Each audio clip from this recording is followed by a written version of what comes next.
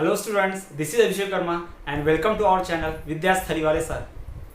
सो students, आज हम आपके लेकर आए हैं क्लास 8 सीबीएसई एनसीईआरटी का ज्योग्राफी का third chapter mineral and power resources का 12th वीडियो लेक्चर। जी हाँ, इसके पहले ज्योग्राफी का third chapter mineral and power resources के हम 11 वीडियो लेक्चर्स ला चुके हैं, जिसमें हमने बात की है मिनरल्स की, डिस्ट्रीब्यूशन की, क्लासिफिकेशन की, साथ साथ उनके एक्सट्रैक्शन की भी। और पिछले वीडियो लेक्चर्स में हमने बात की है पावर सोर्सेज की। जी हाँ, जिसमें हमने बात की है कन्वेंशनल और non conventional sources of energy की। अभी हम non conventional source of energy में सोलर एनर्जी के बारे में पढ़ चुके हैं और आज हम बात करने वाले हैं विंड एनर्जी के बारे में। आज का वीडियो बहुत ज़्यादा अमेजिंग और इंटरेस्टिंग रहने वाला है। वीडियो के एंड में हम आपको पूरी तरह से समझा दें क्लियर, फिर से एक रिवीजन चैप्टर ले भी लेंगे, जैसा हमने अभी तक पढ़ा है पूरा रिवाइज भी कर लेंगे। साथ ही साथ ये चैप्टर आपके साइंस से बहुत ही ज़्यादा रिलेटेड है, तो साइंस के फर्दर चैप्टर्स को, टॉपिक्स को समझने के लिए आपको ये पोर्शन समझने बहुत आसान होगा। तो बहुत ही ध्यान से देखिए, वीडियो के अंत तक बने रहिए। तो चलिए बिना किसी देरी के हम इस वीडियो को आज शुरू करते हैं। सो स्टूडेंट्स, हम बात कर रहे हैं विंड एनर्जी की। जी हाँ, इसके पहले हम कन्वेंशनल और नॉन कन्वेंशनल सोर्सेज के बारे में अलग हमने बात की है, जिसमें हमने non conventional sources of energy में विंड एनर्जी की बात कर ली है, सोलर एनर्जी की बात कर ली है। और अब हम बात करने जा रहे हैं विंड एनर्जी की। तो देखिए, सोलर और विंड ये दोनों लगभग एक जैसे मतलब इनसे ज्यादा ना पॉल्यूशन नहीं होता है और बहुत ज्यादा मिल जाते हैं। तो उसके हम डिटेल में देखते हैं कि विंड से कैसे। आप सोलर के बारे में तो पूरी अच्छी तरीके से जानते हैं कि सोलर से एनर्जी कैसे जनरेट की जाती है। सनलाइट वाली एनर्जी होती है, उस सनलाइट की एनर्जी को काय में कन्वर्ट करते हैं इलेक्ट्रिकल एनर्जी में। किसकी मदद से? सोलर पैनल, जिसको सोलर सेल भी बोलते हैं, उसकी मदद से जनरेट करते हैं। तो हमने इतनी बात की थी, इतना हमने पढ़ा था। चलिए अब हम बात कर लेते हैं विंड एनर्जी की, है ना, कि हवा से कैसे जनरेट की जाती है। आप तो वैसे भी एयर और विंड आप जानते होंगे, एयर और विंड पहले भी हम आपको कई बार बता चुके हैं। अगर एयर जो है स्टैटिक फॉर्म में, स्टैटिक मतलब रुका हुआ फॉर्म में, स्टैटिक मतलब क्या होता है? रुका हुआ, है ना, तो उसको क्या बोलते हैं? एयर बोलते हैं। और वही हवा जब मूविंग होती है ना, मूविंग बहती रहती है ना, तो उसको हम क्या बोलते हैं? विंड बोल देते हैं। तो याद रखिए, एयर और विंड में अंतर है। रुकी हवा को हम एयर बोलते हैं और बहती हवा को हम विंड बोलते हैं। तो विंड एनर्जी बोला गया ना, बहती हवा, यानी हवा बहेगी तो होगा। ठीक, जैसे पानी बहता था तो ही एनर्जी जनरेट होता था, है ना, हाइड्रो इलेक्ट्रिसिटी के बारे में बात की थी हमने। वैसे ही जैसे हवा बहेगी तो ही एनर्जी जनरेट, इसके बारे में हम डिस्कस करेंगे। चलिए हम बात कर लेते हैं कि विंड एनर्जी से कैसे एयर एनर्जी जनरेट की जाती है। अक्सर आपने देखा होगा कुछ रीजन्स में, मूवीज में देखा होगा, आपने टीवी पे, न्यूज पे देखा होगा अक्सर कि ऐसा कुछ बड़ा सा एक स्ट्रक्चर होता है जिसमें कुछ इस तरह से पंख लगे होते हैं। अब एक तरह से पंख बोले या इसको कुछ विंड वाला जो भी आप बोले, आप जो भी देखिए, आपको जो सुटेबल लगे, आप बोलना चाहते हैं जो भी, है ना, तो इस तरह से कुछ लगा होता है। इसको पवन चक्की बोलते हैं हमारे ख्याल में, आपने सुना होगा, विंड मिल बोलते हैं पवन चक्की, है ना। तो इसमें ब्लेड्स होती है, बड़ी बड़ी, बहुत बड़ी बड़ी ब्लेड्स होती हैं। अक्सर व्हाइट कलर में रहता, आपने देखा होगा, है ना, तो व्हाइट कलर का बना रहता है। तो उसमें विंड मिल्स में, इसको विंड मिल बोलते हैं। क्या बोलते हैं इसको? Wind mill. अब विंड मिल क्या होता है? हिंदी में इसको पवन चक्की बोलते हैं। क्या बोलते हैं इसको? पवन चक्की। पवन चक्की मतलब ये आटा वाटा नहीं है, आटा नहीं पिसता। पवन चक्की यानी पवन मीन्स एयर, हवा, है ना, हवा से चलने वाला, घूमने वाला है। ठीक, तो क्या होता है, ये ब्लेड्स हैं, जो ब्लेड्स घूमती हैं जब हवा बहती है जोर से, यानी जब when air blows, that is wind, है ना, मूविंग विंड के वजह से क्या होता है, ये ब्लेड्स घूमती है। ठीक, ये ब्लेड्स घूमना शुरू कर देती हैं। जब ये ब्लेड्स घूमती हैं तो क्या होता है, फिर इस रोटर में, इस मोटर के रोटर में क्या कनेक्ट होता है? एक वायर कनेक्ट होता है। ठीक, और यही वायर क्या कहलाता है? इन बैटरी से कनेक्टेड है। तो यहाँ पर बैटरी भी है। ठीक, तो आप ये पूरा प्रोसेस समझ पा रहे होंगे। क्या होता है, जब हवा बहती है ना, तो क्या होता है, ये विंड मिल की जो ब्लेड्स है, बड़े बड़े इसके पंख जो है, पंख बोल सकते हैं, ये ब्लेड ऐसे घूमते हैं। जब ये घूमते हैं तो क्या जनरेट होता है? इलेक्ट्रिसिटी जनरेट होता है।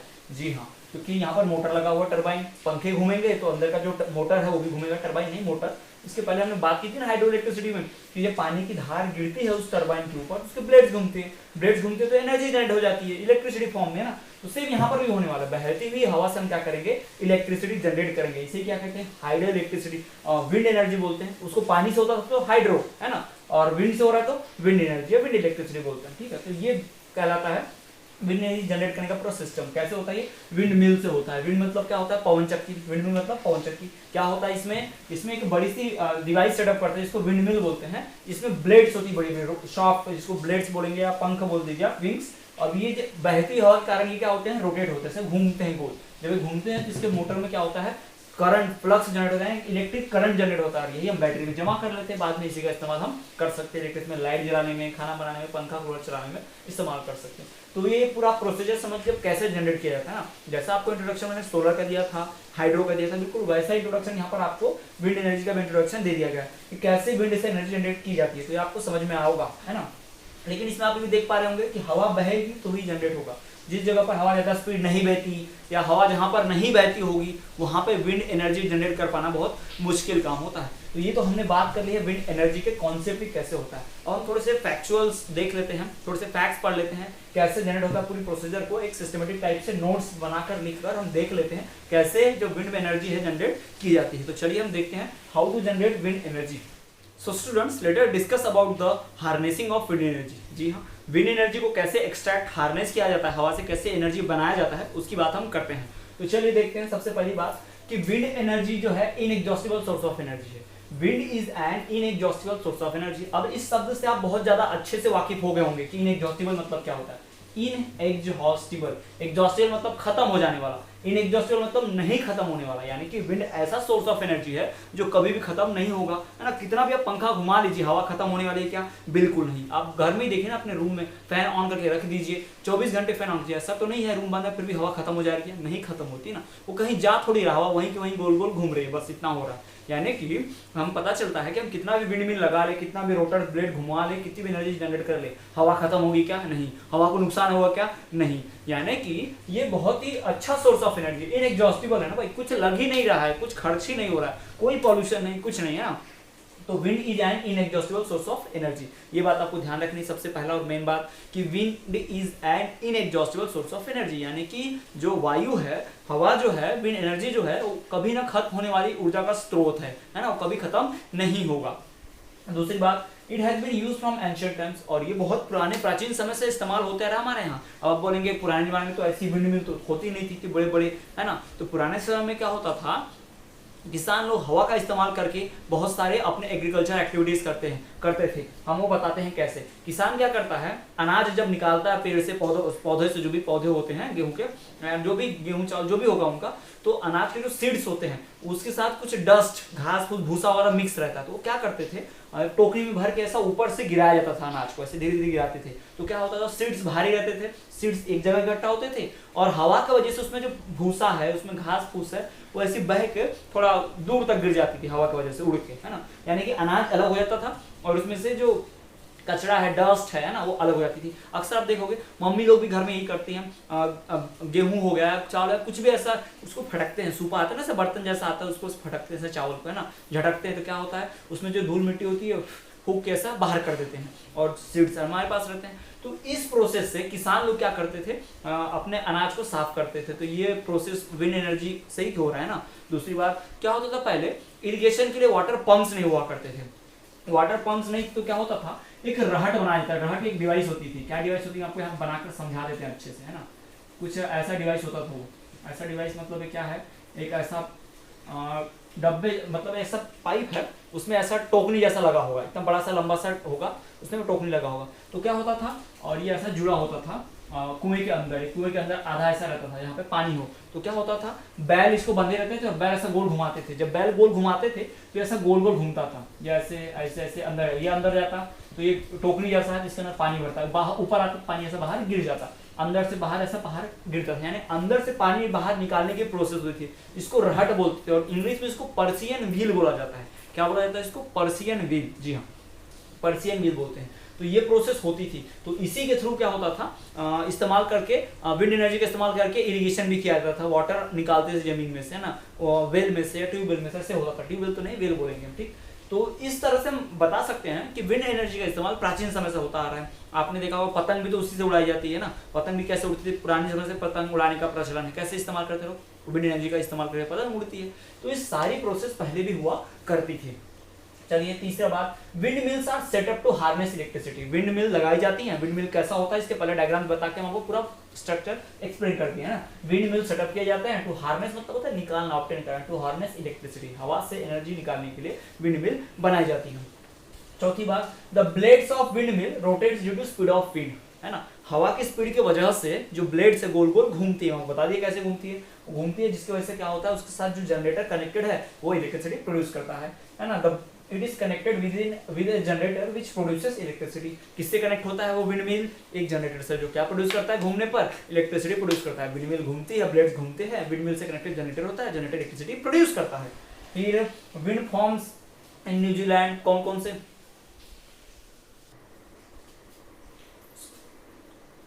तो कंट्रीज जैसे कि New Zealand, Netherlands, UK, Germany, Denmark etcetera, इन ऐसी कंट्रीज में बहुत ज्यादा विंड एनर्जी हार्नेस की जाती है। जी हाँ, ये ऐसी कंट्रीज है जहां पर विंड एनर्जी बहुत ज्यादा मिलती है। ये लीडिंग प्रोड्यूसर्स है विंड एनर्जी के।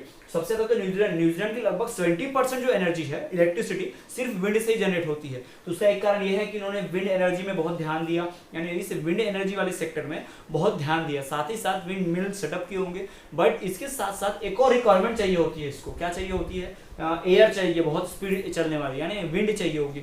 यानी जिन इलाकों में जो एयर है वो ज्यादा स्पीड से बहती है, यानी विंड का स्पीड ज्यादा होगा, उन्हीं इलाकों में विंड मिल सेटअप की जा सकती है। खासकर माउंटेनियस हिली एरियाज में, है ना, माउंटेनियस रीजन जो होते हैं वहां पे ज्यादा एयर स्पीड से चलती है, तो वहां पर हम क्या कर सकते हैं, ज्यादा एनर्जी जनरेट कर सकते हैं। तो एक बात आपको क्लियर रखनी है कि जो विंड एनर्जी है वो इनएग्जॉस्टिबल सोर्स ऑफ एनर्जी है, बिल्कुल सही।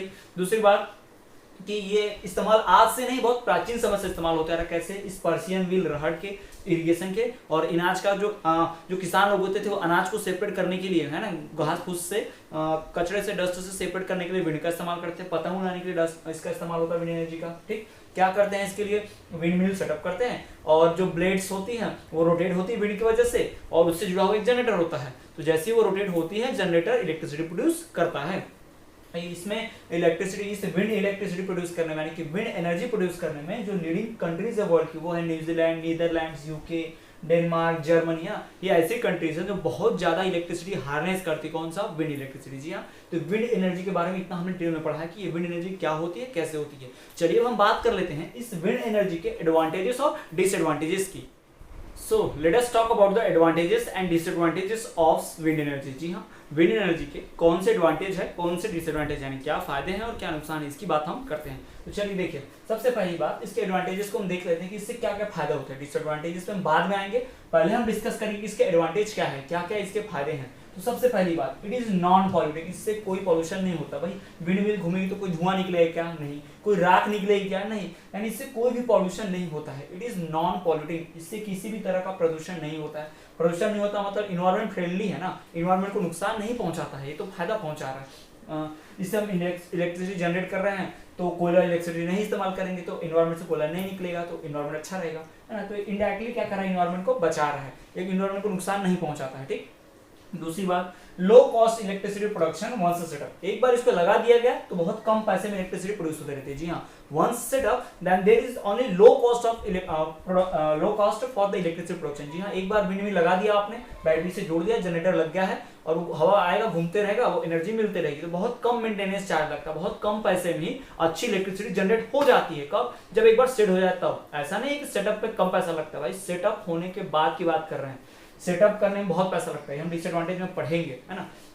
तो एक बार जब सेट हो गया तो उसके बाद बहुत कम पैसे में इलेक्ट्रिसिटी जनरेट हो जाती है। तो ये यहाँ पर कहा जा रहा है कि low cost electricity production once set up, एक बार सेट हो गया तो बहुत कम पैसे में इलेक्ट्रिसिटी हमें मिलती रहेगी। तीसरी बात, सेफ एंड क्लीन है, भाई बहुत क्लीन है और सेफ है, यानी सुरक्षित है और साफ सुथरा है, किसी तरह का कोई धुआं नहीं, किसी तरह का कोई डस्ट नहीं, है ना, पूरी तरह से क्या है, सेफ है। तो ये हमारे लिए क्या हो गया, एडवांटेजेस। ठीक, नॉन पॉल्यूटिंग, लो cost electricity production, one setup, और तीसरा सेफ एंड क्लीन।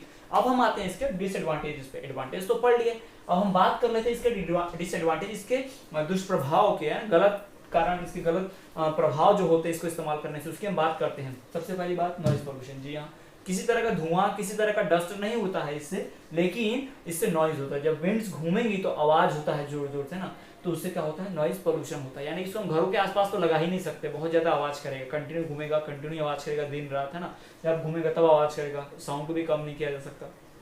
तो नॉइज पोल्यूशन कॉज करता है, इन्वायरमेंट को नुकसान तो नहीं ज्यादा, लेकिन फिर भी नॉइज पोल्यूशन होता है। दूसरी बात, कॉस्टली टू सेटअप। सेटअप होने के बाद तो आसानी से लो कॉस्ट प्रोडक्शन है, लेकिन सेटअप करने के लिए तो बहुत पैसा चाहिए ना भाई। सेटअप करने की उतनी बड़ी विंड मिल लगाना, उतने ब्लेड्स लाना, जनरेटर लगाना, है ना, ये सब काम जो है बहुत ज्यादा कॉस्टली है, बहुत बड़ी बड़ी विंग्स होती हैं, ये सब बहुत कॉस्टली है। तीसरी बात, harmful to birds also disturb radio TV signal. जी हाँ, बर्ड जो होती हैं इसके विंग से टकरा के मर जाती हैं। साथ ही साथ ये रेडियो टीवी सिग्नल जो सैटेलाइट से आते हैं, टीवी स्टेशन से, रेडियो स्टेशन से जो आते हैं, उसमें डिस्टर्बेंस क्रिएट करता है, उसको नुकसान पहुंचाता है। तो ये 3 यहाँ पर डिसएडवांटेज है, नुकसान है। पहला क्या कि नॉइज पोल्यूशन, यानी कि ध्वनि प्रदूषण, यानी हमारे इन्वायरमेंट में किसी तरह का दूसरा एयर पोल्यूशन, वाटर पोल्यूशन ऐसा तो कुछ कॉज नहीं करता है, लेकिन फिर भी आवाज बहुत करता है। विंड मिल, जब विंड इलेक्ट्रिसिटी हम हार्नेस करते हैं तो जब हवा आती है तो विंड मिल घूमता है, तो घूमने की वजह से क्या होता है, नॉइज प्रोड्यूस होती है, और ये नॉइज क्या कराता है, नॉइज पोल्यूशन क्रिएट करता है। यानी कि इसका एक डिसएडवांटेज ये है कि हमेशा आवाज करेगा, तो इसे हम घरों के आसपास नहीं लगा पाएंगे। वहां लगा पाएंगे जहां पर क्या हो, यहाँ पे घर ना हो, आबादी नहीं रहती हो, सिविलाइजेशन ना रहते हो, ज्यादा लोग नहीं रहते हो, ताकि वो डिस्टर्ब ना हो, क्योंकि आवाज बहुत करता है, नॉइज पोल्यूशन करता है। दूसरी बात, कॉस्टली टू सेटअप। एक बार लगा दिया तो आसानी से हमें क्या मिल जाएगा, इलेक्ट्रिसिटी मिल जाएगा, लेकिन लगाने के लिए भी बहुत खर्चा लगता है। जी हाँ, विंड मिल लगाना, उसके बड़े बड़े ब्लेड्स को सेटअप करना, इंजीनियर्स हायर करने होते हैं, सब कुछ करना क्या होता है, बहुत पैसे वाला है। यानी पहाड़ी पे लगाना पड़ेगा जाके, क्योंकि ज्यादा हवा चलेगी तो वहां तक ले जाने में बहुत मेंटेनेंस और वहां पे सेटअप करने का कॉस्ट बहुत ज्यादा है। तीसरा, ये चिड़ियों के लिए हार्मफुल है, हार्मफुल फॉर बर्ड्स, क्योंकि बर्ड जो है इससे टकराकर इसके विंग से, इसके ब्लेड से गिर जाती है, कई बार मर भी जाती हैं, और इससे जो टीवी सिग्नल और रेडियो सिग्नल होता है उसको नुकसान पहुंचता है। जी हाँ, it create disturbance in the radio and TV signals. ठीक, तो ये बात की हमने एडवांटेजेस और डिसएडवांटेजेस इसकी विंड एनर्जी की। तो यहाँ पर क्लियर हो गया कि विंड एनर्जी इनएग्जॉस्टिबल है, अच्छा सोर्स है ना, पॉल्यूशन फ्री है, ज्यादा पॉल्यूशन नहीं करता, लेकिन फिर भी कुछ डिसएडवांटेज में कि हल्का सा नॉइज पोल्यूशन करता है, साथ ही साथ बर्ड्स को हार्म पहुंचाता है, नुकसान पहुंचाता है ना, और एक बार लगाना भी इसको बहुत महंगा है, ठीक, बहुत कॉस्टली है। साथ ही साथ रेडियो और टीवी सिग्नल में क्या करता है, डिस्टर्बेंस क्रिएट करता है। तो स्टूडेंट्स, आज के वीडियो लेक्चर में इतना ही। आज हमने बात की है विंड एनर्जी की, साथ ही साथ हमने विंड एनर्जी का वर्किंग देखा, विंड मिल के बारे में पढ़ा, और ये भी पढ़ा कि विंड एनर्जी के हार्नेस करने के एडवांटेजेस और डिसएडवांटेजेस क्या हैं। तो आई होप वीडियो लेक्चर आपको पसंद आया होगा। वीडियो को लाइक कीजिए और अपने फ्रेंड के साथ ज़्यादा से ज़्यादा शेयर कीजिए। यदि आपको कोई डाउट है तो कमेंट कर दिए, हम आपको डाउट दूर करने की पूरी कोशिश करेंगे। तो चलिए, तब तक के लिए देखते रहिए हमारा चैनल विद्यास्थली वाले सर।